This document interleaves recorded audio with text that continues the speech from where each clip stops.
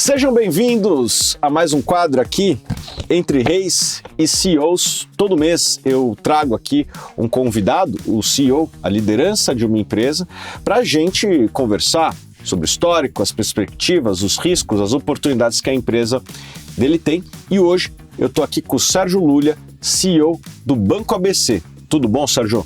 Tudo bom, Thiago. Prazer estar aqui com você.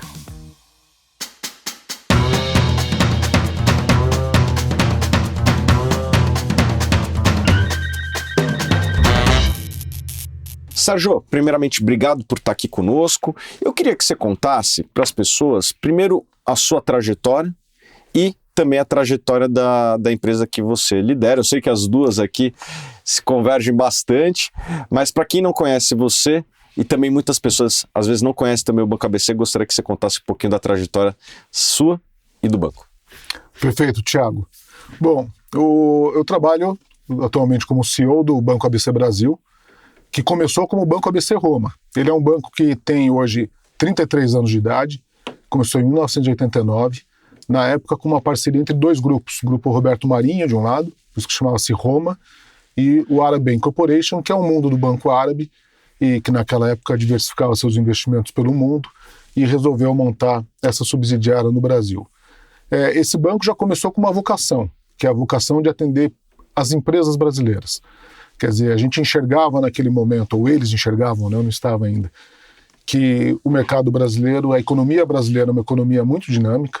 O setor privado no Brasil é um setor que sempre teve uma relevância e um dinamismo que você encontra em poucas economias emergentes. Então viram-se uma oportunidade aqui de montar uma unidade que atendesse principalmente empresas grandes.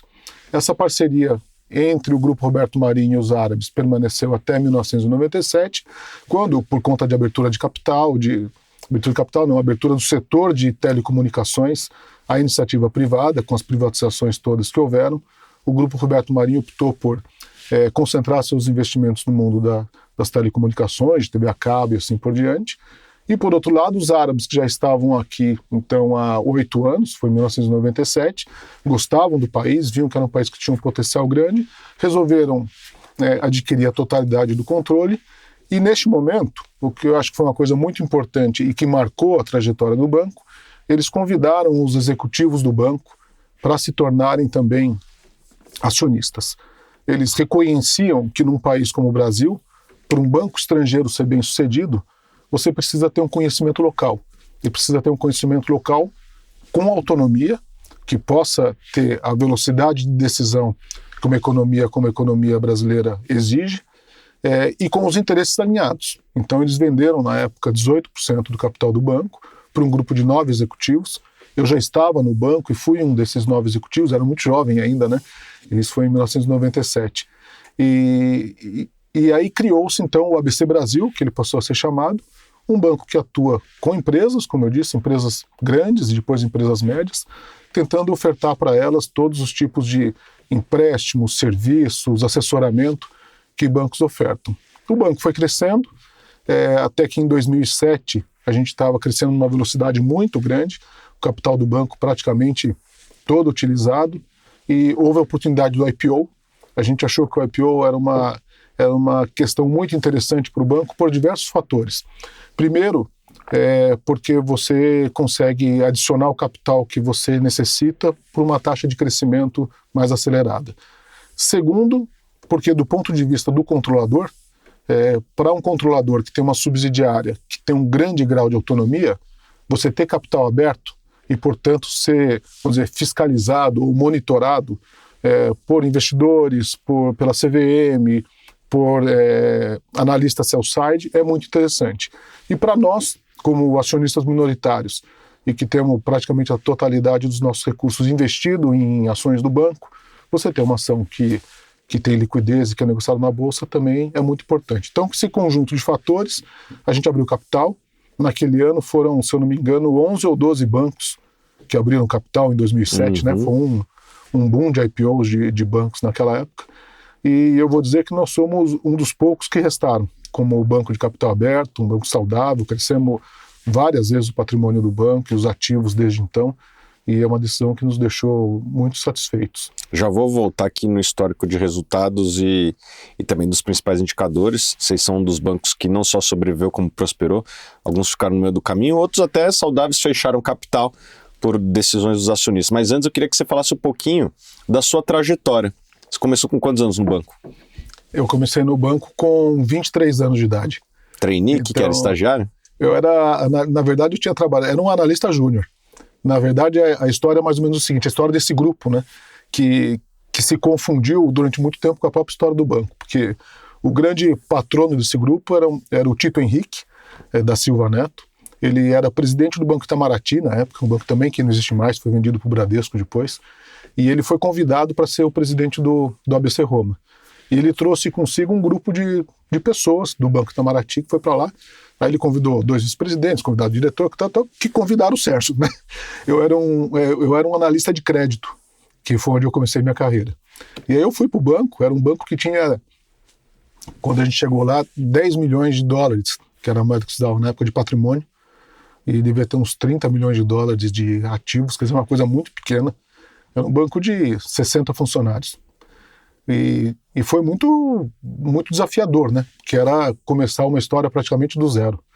E o Tito brincava, falava assim, olha, se isso aqui der certo, nós vamos construir um grande banco e vai todo mundo conseguir criar sua família, conseguir prosperar, realizar seus sonhos. Se tudo der errado, a gente monta um lava rápido e vamos todo mundo pro lava rápido. E daí deu certo.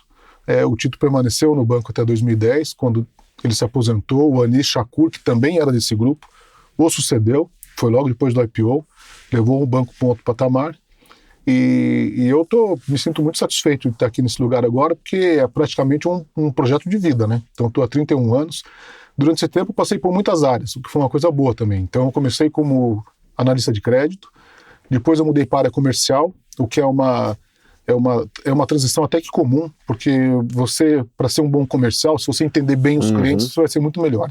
E o analista de crédito recebe essa formação financeira que permite a ele ter um relacionamento com o cliente mais profundo, né?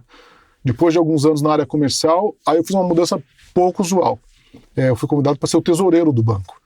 E eu brinco que eu passei a ser tesoureiro sem saber direito a diferença do DI para o dólar, né?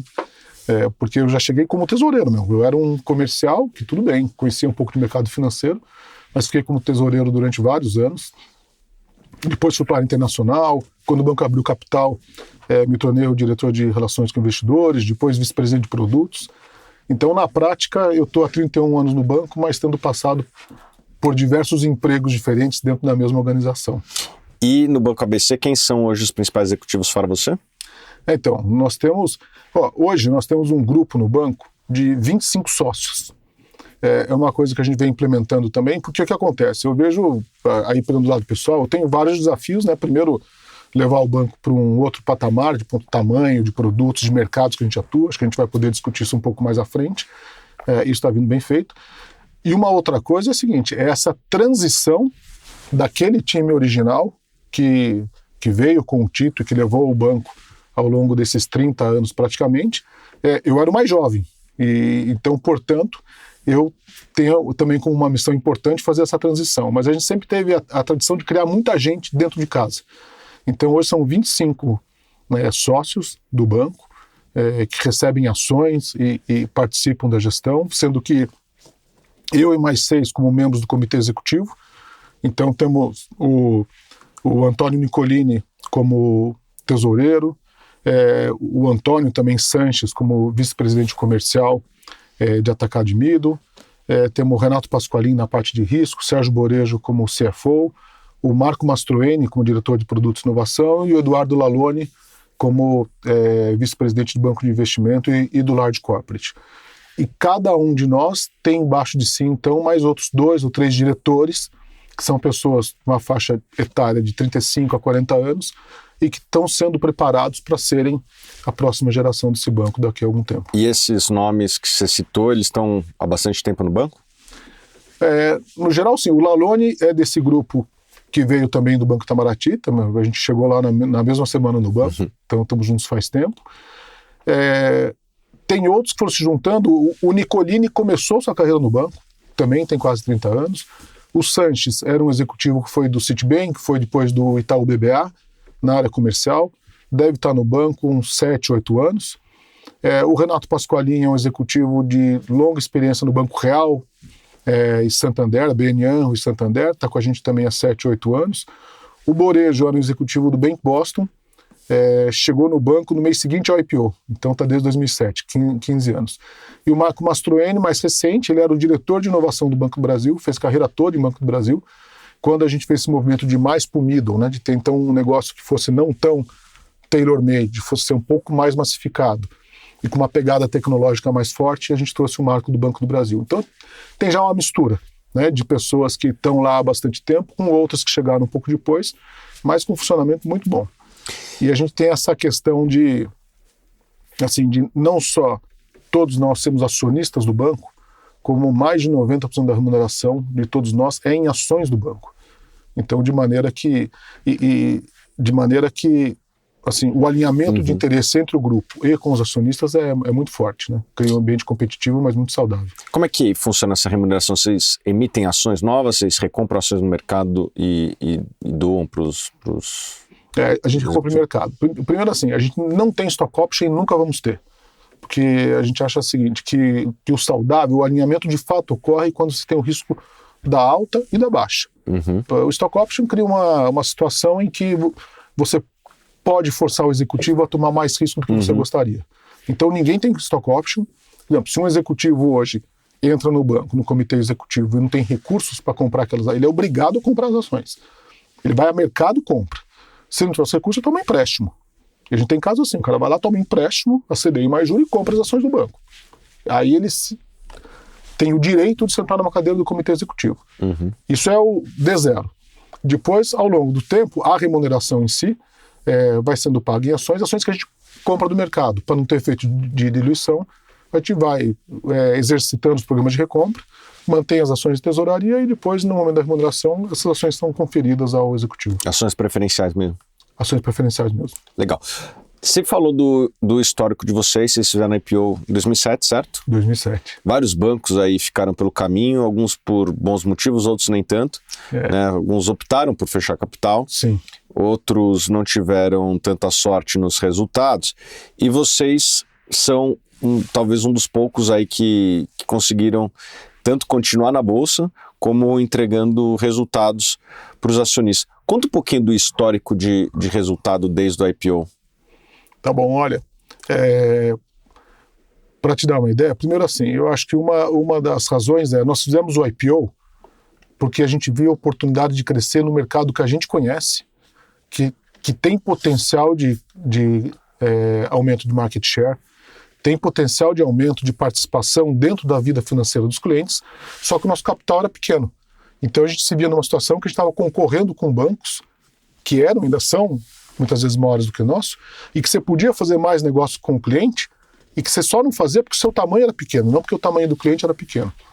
Então, para te dar uma ordem de grandeza, quando a gente fez o IPO, após a entrada de recursos, que foi uma emissão 100% primária, a gente ficou com R$1 bilhão de patrimônio, 1,050 na época.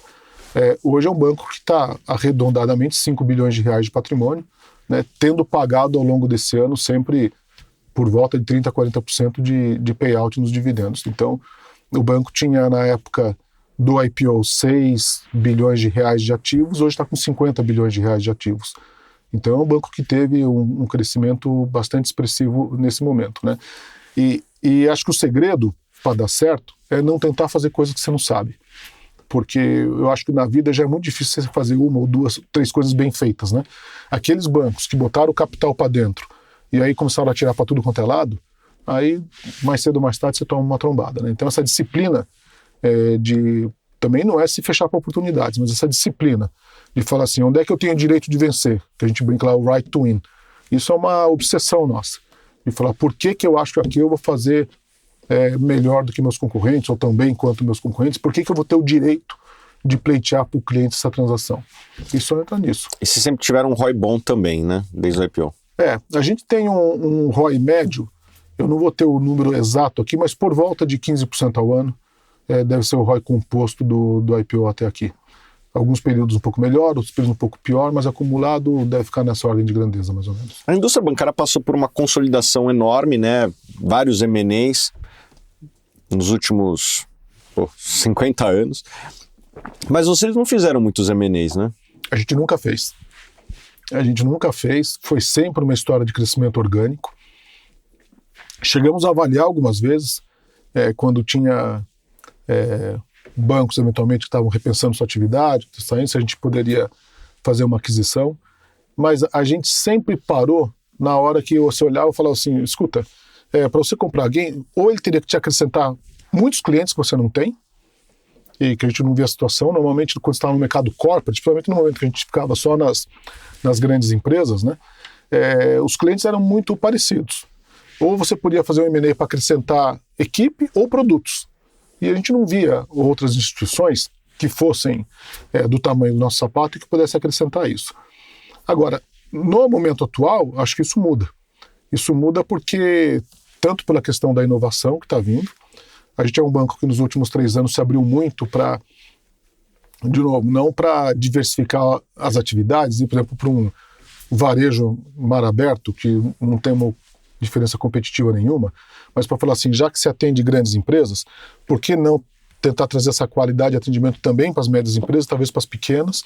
Por que não olhar para todo o que a gente chama o ambiente das companhias, né? Atendendo também seus clientes, seus fornecedores, seus colaboradores, e para isso você tem uma onda de investimento do banco em produtos, em canais, que é muito importante. E aí podem ter oportunidades específicas de M&A, de você pegar ou fintechs ou empresas pequenas que tenham capacidades desenvolvidas que nós não temos e que possam nos acelerar esse processo de desenvolvimento que está sendo feito no banco. Você diria que hoje o banco está mais aberto do que no passado para M&A? Ah, certamente. Certamente. Vou falar que a gente tem visto algumas coisas, não temos nada ainda para anunciar, nada muito relevante. Também eu acredito o seguinte, né? Eu acredito que uma organização como a nossa, e vejo isso acontecendo em vários casos, mesmo nas big techs, né? O que a gente está chamando lá dentro de M&A programático. Isso é uma série de pequenas aquisições que no seu conjunto podem transformar a instituição. Não vejo nenhuma grande aquisição de relevância. Isso, a princípio, eu não enxergo. A indústria bancária foi muito impactada pelas fintechs nos últimos 5, 10 anos, né? Nubank, Inter, a própria XP. Você acha que o ambiente que você compete, ele tem espaço para essas fintechs, essa inovação, ou o seu banco está mais blindado do que outras instituições da competição desse tipo de empresa? Olha, eu acho que das fintechs em si, eu vejo elas hoje muito mais como complementares ao que a gente oferta para os clientes e com boas oportunidades de parceria, inclusive do banco com fintechs, do que como concorrentes diretas. Por quê? Porque normalmente as fintechs elas buscam mercados onde haja milhões de clientes que elas julguem estejam mal atendidos e pagando taxas gordas. O mercado que a gente atua, que é o mercado corporativo, ele não tem nenhuma das características. Primeiro que tem milhares de clientes. Tudo bem, não tem milhões, tem milhares. Clientes que normalmente são atendidos por diversos bancos. E é até saudável. Por exemplo, você não tem no Brasil, diferente de países, por exemplo, na Alemanha você tem empresas de middle que elas têm um banqueiro para tudo. Nos Estados Unidos também muitos estados têm um banqueiro para tudo. No Brasil, uma empresa tem normalmente 6, 7 bancos. Taxas mais apertadas. Então você tem que ter uma competitividade de custo de funding para você ser competitivo junto a essas empresas que as fintechs não têm. E ao mesmo tempo é um business que é mais intensivo em capital, que é uma coisa também que para as fintechs muitas vezes falta, né? Agora, as fintechs, elas vêm muitas vezes trazendo soluções ou produtos ou experiências para o cliente corporativo que podem nos ajudar. Então a gente tem feito algumas parcerias com algumas fintechs, até para processos internos do banco, de maneira que são transparentes para o cliente. Às vezes o cliente nem sabe disso, mas eu posso, por exemplo, pegar uma fintech que tem uma ferramenta de onboarding boa. O onboarding do cliente corporativo, para os investidores que não sabem, né, o processo de abertura de conta, cadastro, cartão de assinatura e tudo, para o cliente corporativo ele é bem mais complexo, porque você tem que abrir da empresa, dos seus acionistas, dos seus diretores, das empresas ligadas. Então muitas vezes você abre 20 contas para fazer o onboarding de um cliente só. tem fintechs que fazem esse processo de uma maneira muito mais automatizada. A gente usa isso e oferta para o cliente. Então, nesse sentido, eu acho que as fintechs em algum momento vão vir. Os bancos digitais mesmo, esses grandes bancos digitais, a gente já vê eles tentando atender as PMEs, que são aquelas empresas que se confundem com as pessoas físicas, mas para empresas maiores, no mercado digital, praticamente a atuação é inexistente. Lulia, o Banco ABC ele tem uma característica que a carteira de crédito ela é muito representativa do resultado. Queria que vocês contassem um pouquinho mais como é que está distribuída essa carteira de crédito. Perfeito. É verdade, nós temos hoje uma carteira de crédito de aproximadamente 40 bilhões de reais, arredondando, são 39 bilhões uns quebrados. Se a gente pegar por segmentos, a gente tem mais ou menos 3 segmentos no banco. Tem um segmento que a gente chama de Large Corporate, que são as empresas que têm um faturamento acima de 4 bilhões de reais. Esse segmento ele representa uma carteira de mais ou menos 12 bilhões de reais, ou 14 bilhões de reais, dentro desses 40 que nós temos. Depois nós temos o segmento corporate, que são empresas que faturam de 300 milhões a 4 bilhões de reais por ano. São empresas grandes já, bem grandes, espalhadas pelo Brasil inteiro. Devemos ter uns 1.500 clientes nesse segmento. Esse segmento é o principal segmento do banco e desses 40 bi ele fica com mais ou menos 22, 23 bilhões de reais ali. E tem o segmento do middle, que nós entramos. Middle, as pessoas dão o mesmo nome para coisas diferentes. No nosso caso, o middle, a gente chama empresas que faturam de 30 milhões de reais por ano até 300. Então também você tem empresas grandes ali. E nesse segmento nós temos mais ou menos 3 bilhões e meio, se aproximando de 4 bilhões de reais. Quer dizer, no total, é uma carteira de crédito que está em 4 mil empresas brasileiras, de todos os segmentos, de vários setores de atividade, em todo o território nacional. Com uma tendência de, no tempo, aumentar mais a atuação nas empresas menores. A gente enxerga as empresas menores como estando menos atendidas. Você tem concorrentes muito fortes, né? São os grandes bancos, são os grandes concorrentes, mas com um atendimento muito pouco personalizado para essas empresas. E a gente tem dentro da gente esse DNA de atender bem as companhias brasileiras. E nós estamos tentando trazer para esse segmento de empresas o mesmo atendimento que a gente dá para as grandes.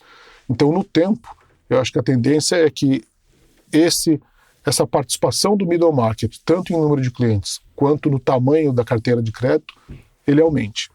E como é que foi, ao longo da sua jornada, não só como CEO, mas como executivo do banco, o histórico de inadimplência? Teve alguma vez que você, vamos dizer assim, passou calor?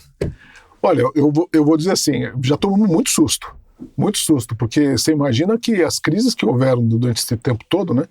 Só para lembrar, assim, crise da Ásia, 97, depois teve a crise da Rússia, depois teve a crise da desvalorização do real, onde o real tinha paridade com o dólar, teve uma desvalorização, as empresas todas endividadas em dólares.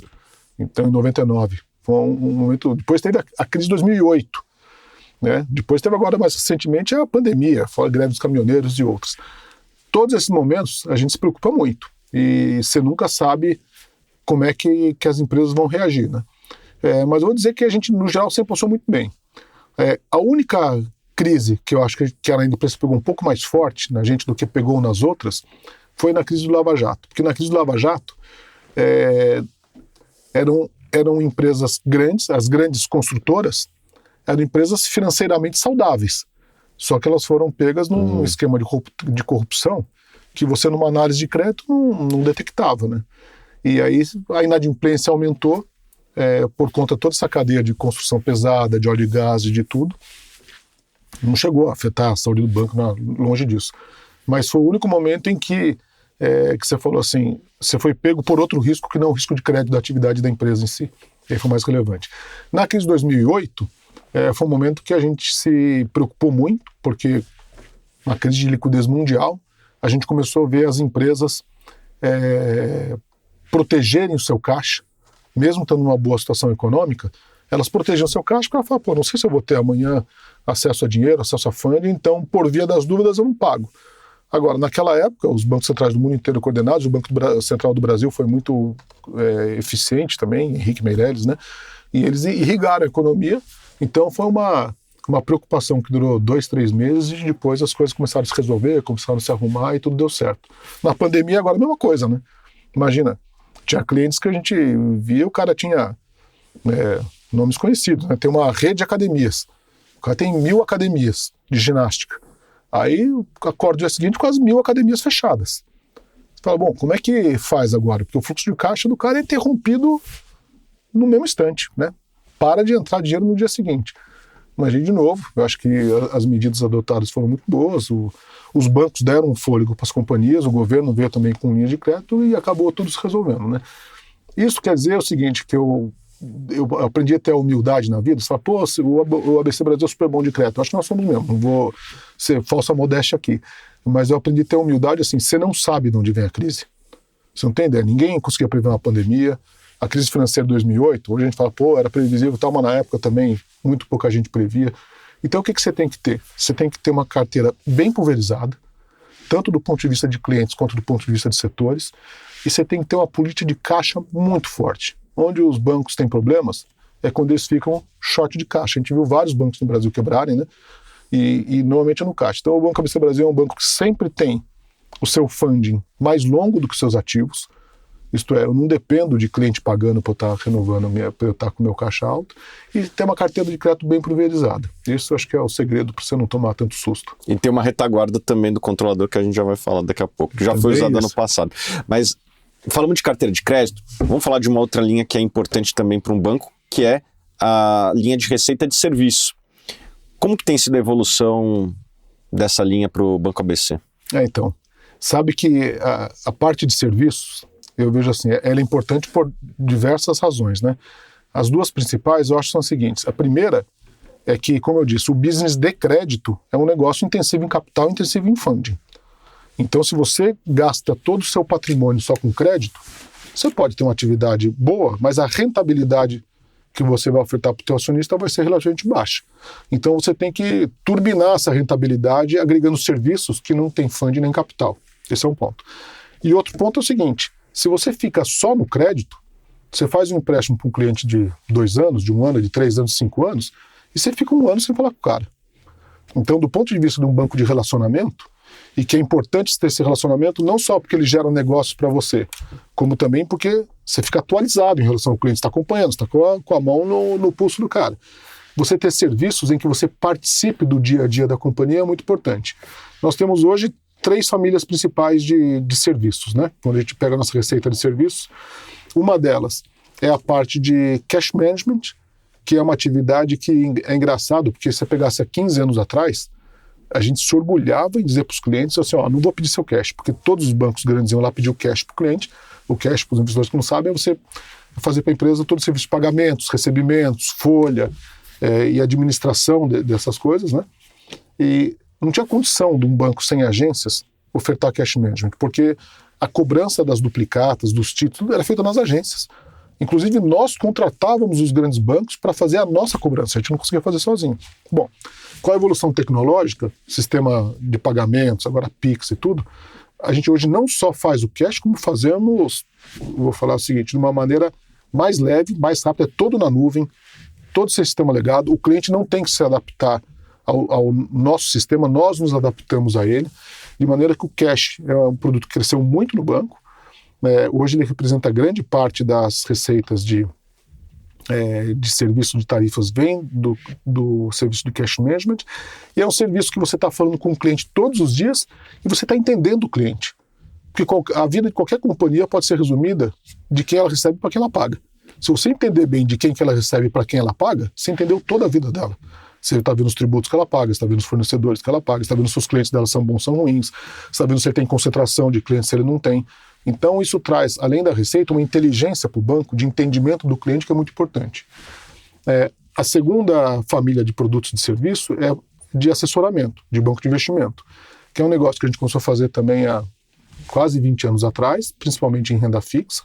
Hoje a renda fixa ainda é o nosso carro-chefe, então a gente emite debêntures de infraestrutura, emite CRI, emite CRA, emite todos esses títulos que são vendidos no mercado de capitais brasileiros. Tem uma área forte de M&A, também de fusões e aquisições, onde a gente assessora nossos clientes. E agora, por nós termos o middle, melhorou muito, porque normalmente você tem o vendedor da empresa é um cliente do middle. Uma empresa que vende, fatura 200, 300 milhões de reais é o cara que está vendendo. E muitas vezes quem está adquirindo é um cliente do large ou do corporate. Então você pode estar numa ponta ou na outra, você não vai estar nas duas. Mas você consegue ter cliente dos dois lados.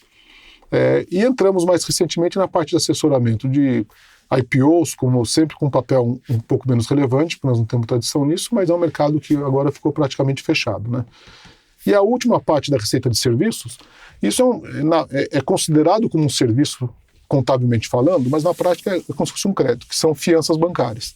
Fianças de diversas naturezas que você concede para projetos, fianças de performance, fianças para importação de bens, fianças para questionamentos trabalhistas ou fiscais e de diversas naturezas.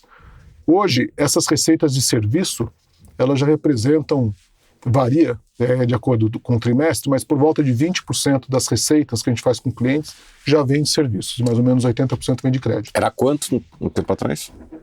Ele vem evoluindo, se você pegar nos últimos 10 anos, ele sai de mais ou menos 8%, 9% e chega agora nesses 20%, em bons trimestres vai chegar a 22%, 23%, mas por volta de 20%. Muitos que nos acompanham aqui se interessam por dividendos, a sua ação volta e meia se destaca ali. Aliás, os bancos brasileiros têm historicamente aí pago bons dividendos nos últimos anos.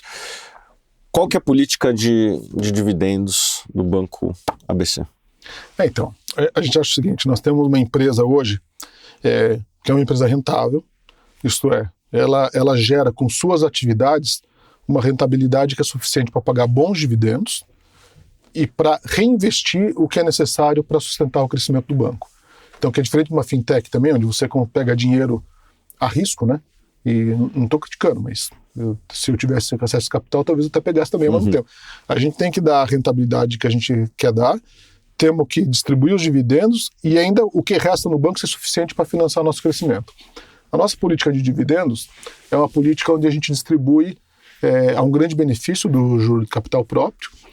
Isso representa hoje mais ou menos 40% dos lucros originados são distribuídos, o que dá, dado o preço da ação atual, mais ou menos 9% ao ano de dividendos que estão sendo distribuídos nos últimos 2, 3 anos, são distribuídos ao longo dos últimos 30 anos, né?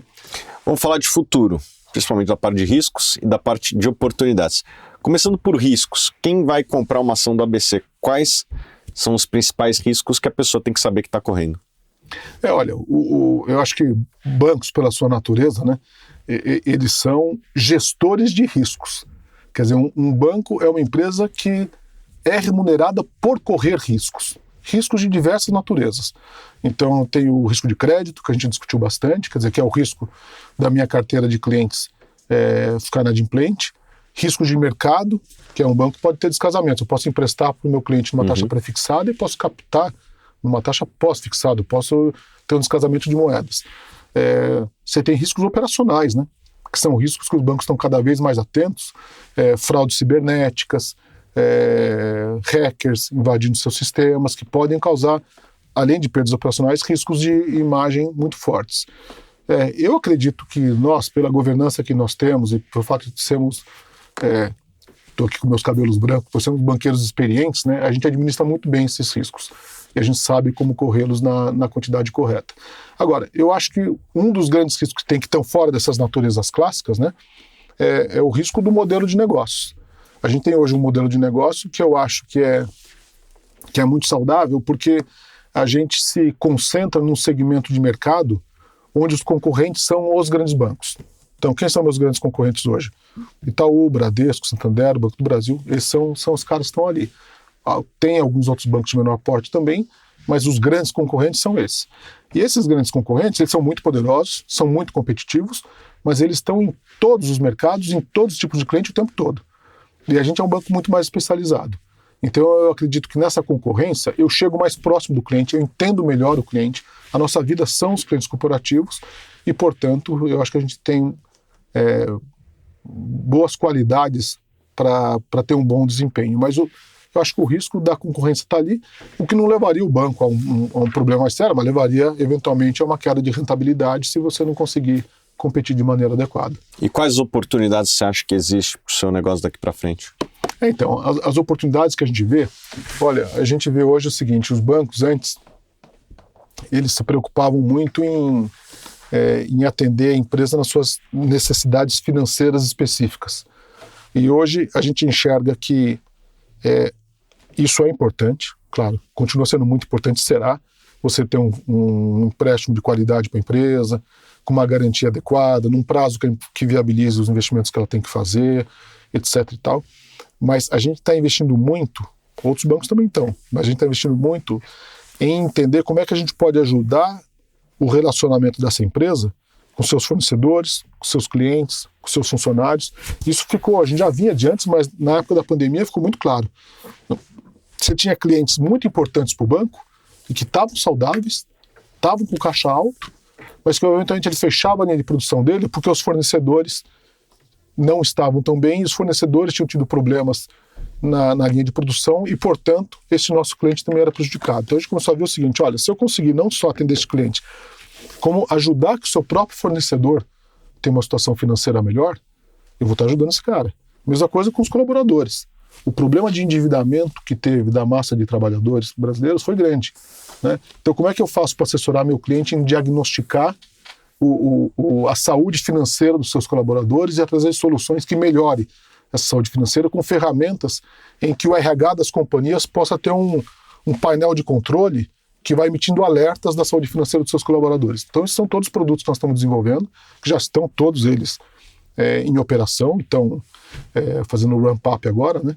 E que eu acredito que torna a gente um banco mais interessante para a companhia, porque você está resolvendo problemas reais do dia a dia dele e que são muito importantes para o bom funcionamento dessas companhias. Sem contar o mundão que tem de empresas menores, né? Pra você ter uma ideia, hoje nós estamos nesse middle market, a gente tem mais ou menos uns 2 mil clientes, de 25 mil clientes que, por exemplo, um Itaú ou um Bradesco tem nesse segmento. Se a gente for para o segmento de baixo, que é uma possibilidade futura, empresas que faturam de 10 milhões de reais a 30 milhões de reais por ano, aí são 200 mil companhias no Brasil. Então, quer dizer, tem um mundo de empresas para a gente conquistar, que há anos atrás não era possível pela falta de agências, logística, pessoal e tudo, e que hoje a tecnologia está permitindo que a gente faça com um custo muito baixo de aquisição e de atendimento desses clientes. Sérgio, o Banco ABC ele tem uma característica muito única, ele tem um controlador de fora e isso acho que passa uma credibilidade, uma solidez financeira que infelizmente muitos bancos médios não tinham e por conta disso ficaram no meio do caminho. Queria que você falasse um pouquinho do balanço, quem é essa instituição, onde que ela fica, legal falar também, quem são os donos dessa instituição e conta também nos momentos que precisou, como que ele te ajudou. Boa questão. Assim, a gente é controlado, um banco agora chama Bank ABC, ABC significa Arab Banking Corporation, esse é um banco que fica em Bahrein, o Bahrein, para quem não sabe, é um emirado árabe que fica é uma ilha que fica na costa da Arábia Saudita, ligada na Arábia Saudita por uma ponte. Tem GP lá, né? Grande Prêmio de Fórmula 1. Tem Grande Prêmio de Fórmula 1, exatamente. Bahrein entrou no mapa da humanidade depois que tem esse GP de Fórmula 1, porque antes ninguém conhecia. Tem uma cidade que chama Manama, que deve ter 300 mil habitantes, então é um lugar muito pequeno. O Banco ABC lá de fora, esse Arab Bank Corporation, ele é um banco multinacional, que foi criado em 79, quando teve o segundo choque do petróleo. Aquela região começou a gerar um grande excedente de recursos e os investimentos na própria região eram muito limitados. Então eles começaram a construir um banco que foi montando subsidiárias pelo mundo para investir esse excesso de recursos que era gerado a partir da exploração do petróleo. Então eles montaram um banco em Londres, montaram um banco na França, eles têm agência em Nova York, tem agência em Singapura, em Hong Kong, em Mumbai, estão espalhados por vários lugares do mundo. E aqui no Brasil, eles entraram na época, eles eram credores da dívida externa brasileira, o Brasil deu default na dívida, eles converteram a dívida em capital do banco. Hoje, eles são um banco controlado por 2 governos, que são o governo do Kuwait, através do Kuwait Investment Authority, tem 30% do banco. E o controlador de fato é o governo da Líbia, através do Banco Central da Líbia, que tem 60%. Depois ele é uma empresa listada também em Bahrein, os outros 10% são ações em bolsa. Então ele é um banco que tem uma governança desses 2 países. Esses 2 países são 2 países muito superavitários, né, nas suas contas externas. Então ambos têm muitos investimentos afora, inclusive em outros bancos. E nesse banco especificamente é um banco que eles têm hoje, que tem uma função principal, que é ser um banco muito atuante no Oriente Médio, Então eles têm bancos de varejo, de fato, no Egito, na Jordânia, na Tunísia, na Argélia, em outros lugares. Essas unidades que eles têm na Europa, nos Estados Unidos, na Ásia, são unidades onde eles fazem o relacionamento desses lugares com o mundo árabe, de comércio exterior, de investimentos. E no Brasil é um bicho um pouco diferente, porque no Brasil é de fato um investimento que eles têm, que não tem nenhuma sinergia com o resto do banco lá fora, mas que é um investimento muito rentável e que eles gostam como acionistas que buscam retorno sobre o seu investimento. E eles suportam seus investimentos, que acho que é a outra pergunta que você fez, né? Então, como controladores do banco aqui, eles têm 60% do banco, nós temos mais ou menos 34% das ações negociadas em bolsa e 6% das ações pertencem aos acionistas. Então, como controladores do banco com 60%, eles são responsáveis por todo o passivo da organização. E a gente nunca necessitou, de fato, usar o caixa deles para nos suportar, mas houve momentos em que eles mostraram essa força e injetaram recursos aqui para mostrar que estavam presentes. A última foi na crise financeira de 2008, quando eles mandaram, na época, mais ou menos uns 300 milhões de dólares de suporte de liquidez. Mandaram para o Brasil, mandaram para Nova York e mandaram para Londres, que eram as 3 maiores unidades deles.